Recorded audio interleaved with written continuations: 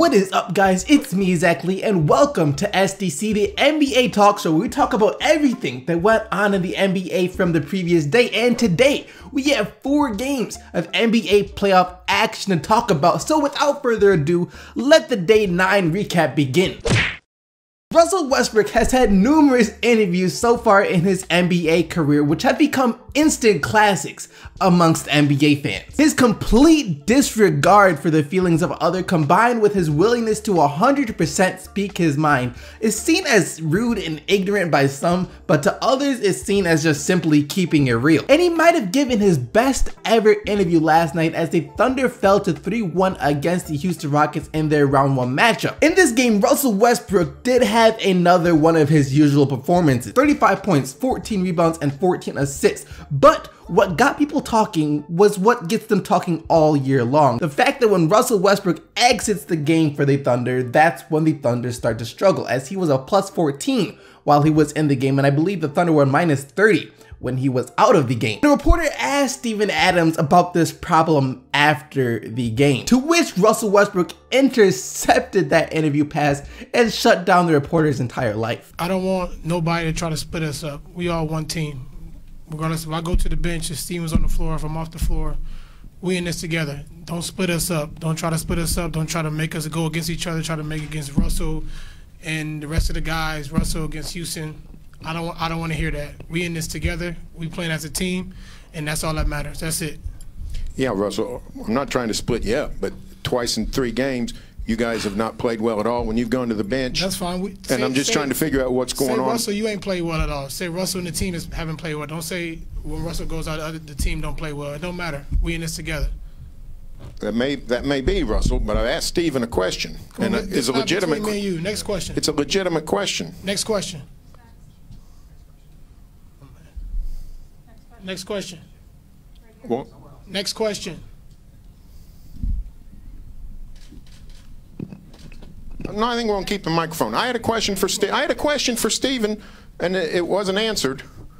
And I don't understand if Steven wants to say he still hadn't said anything. If he wants to say I don't want to answer that, fine. But next question, please. That wasn't pretty at all to watch, but neither was the game. I mean, James Harden only had, like 15 points or 16 points and like 5 of 16 shooting or something like that. Nene Hilario was actually the savior of the game for the Houston Rockets, scoring 28 points on a perfect 12 of 12 shooting from the field. So major props off to him. He had a phenomenal game. But the story of the game was Russell Westbrook's post-game interview, which once again, some people are going to hate him for it, and some people say he did the right thing. For me personally, I'm leaning towards the side of people that say he's doing the right thing here. Any player will tell you it takes from guy 1 to 15 on the bench to win a game or an NBA championship. So when your team loses and guy 1 on the bench does well, you can't put the blame on guys 2 through 14 for not getting the job done. At the end of the day, it is a team sport, so everyone on the team has to be held accountable for when the team loses, and everyone gets credit for when the team wins. It's not just the Russell Westbrook show, and I think that's what he's trying to get across. He's trying to stand up for his teammates. I see nothing wrong with that whatsoever. Russell Westbrook was not about to sit there and let his teammates take all of the blame for the loss. That's not what a good leader does. Now, statistically speaking, is Westbrook wrong here? Is the team struggle when he's off the court? Of course, but some things in basketball go beyond statistics.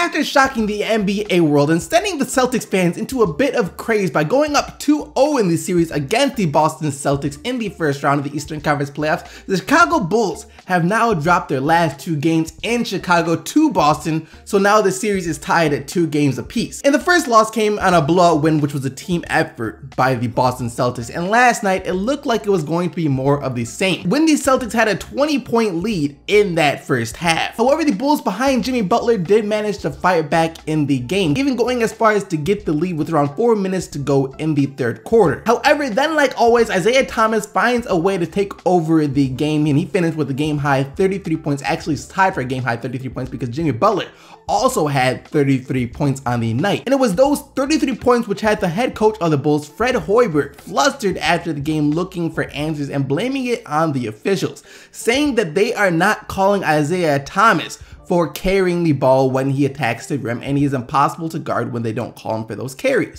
You know, let me say this. Isaiah Thomas is a hell of a player, an unbelievable competitor. He's a warrior, everything he's going through right now. He had a hell of a game tonight. But when you're allowed to discontinue your dribble on every possession, he is impossible to guard. He's impossible to guard when you're able to put your hand underneath the ball and take 2 or 3 steps and put it back down. It's impossible to guard him in those situations. And after this, Isaiah Thomas actually spoke to the media for the first time since his sister's passing. And when he was informed about Hoiberg's accusations, he said that that's not the reason that they can't guard him and that he has no idea what Hoiberg is talking about. Fred Hoiberg was just in here and was pretty adamant that he's talked to the officials this entire series. He complimented your ability to get to the hoop, but said if they're going to allow you to carry the ball and put the ball up like that, then it's just, you're an impossible cover. What's your reaction to that?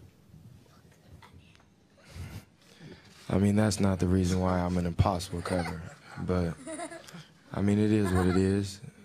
It's not that funny, but I don't know. I mean, I guess he's gonna just keep saying it, but I mean, I've been dribbling that way my whole life, so I mean, I don't know what to say to that. Now it's time for some facts. Does Isaiah Thomas probably get away with carrying the ball? Yeah, I'm sure he does. Every player gets away with something, whether it be traveling, offensive fouls, carrying, whatever it may be, every player gets away with something. Do I think that he does it all the time, like Hoiberg says? Of course not. That just wouldn't make sense. I mean, the officials would catch him at some point for carrying the ball if he was doing it all the time. I think this was more of a result of Hoiberg's frustration and not being able to stop Isaiah Thomas, where he was like, you know what, he must be doing something that's illegal because we cannot guard this man.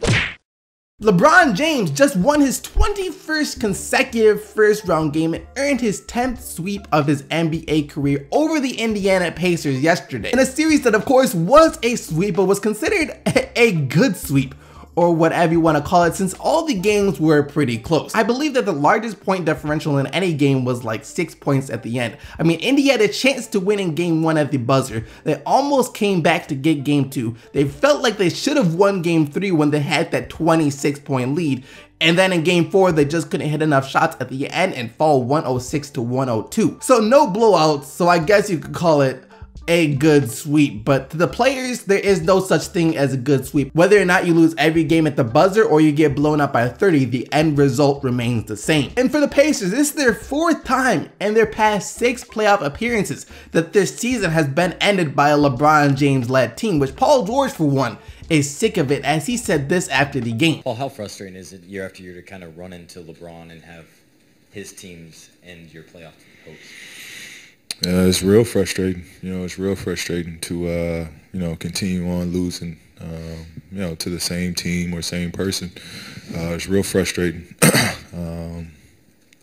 It's what I work hard for in the summers, to try to help lead a team of my own, and ultimately this is who I'm going to always have to see and face.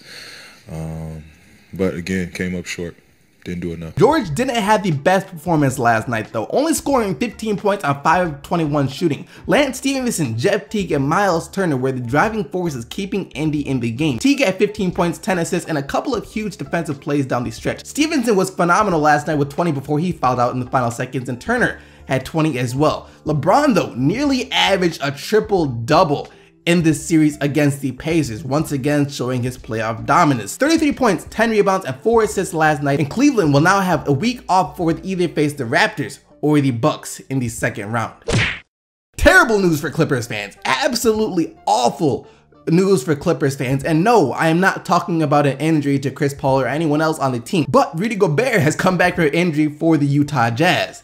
And that's not the only bad news for the Clippers either, as their flaw, their wing position, has once again been exposed last night by the 37-year-old Joe Johnson. Joe Isolation Johnson was going to work on the Clippers defense last night, finishing with 28 points on 12 of 17 shooting from the field. This is a huge problem for the Clippers if they even manage to get past Utah in the first round, because let's be honest here, Joe Johnson, if they advance further into the playoffs, will look like a tame dog compared to what they had to face if they had to face Kevin Durant in the second round. But Joe Johnson was given his opportunity to shine last night because Gordon Hayward couldn't really stay on the court due to illness. He only logged 9 minutes yesterday before leaving the game. Didn't matter though, because the Jazz still got the 105-98 win to tie the games at 2 games apiece. Rudy Gobert had 15 points and 13 rebounds in his return, and Chris Paul had a near triple-double for LA with 27 points, 12 assists, and 9 rebounds, while Jamal Crawford had 25 off the bench. And that what wraps up all the action for the Day 9 recap of the 2017 NBA playoffs, and now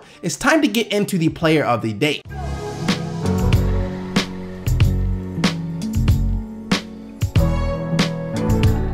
Yesterday, you guys selected Mike Conley and his 35 points, 9 rebounds, and 8 assists as your player of the day, and here are today's nominees. You have Nene Hilario and his 28 points on 12 of 12 shooting from the field and 10 rebounds. Isaiah Thomas and his 33 points and 7 assists. Joe Johnson and his 28 points, 5 rebounds, and 5 assists. Or LeBron James and his 33 points, 10 rebounds, 4 assists, and 4 steals. As always, you guys can go vote for the player of the day right now by following the straw poll link down in the description box below.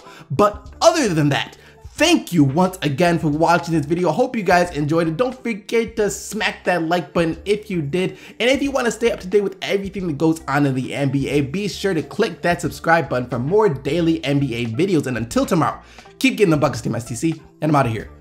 Peace!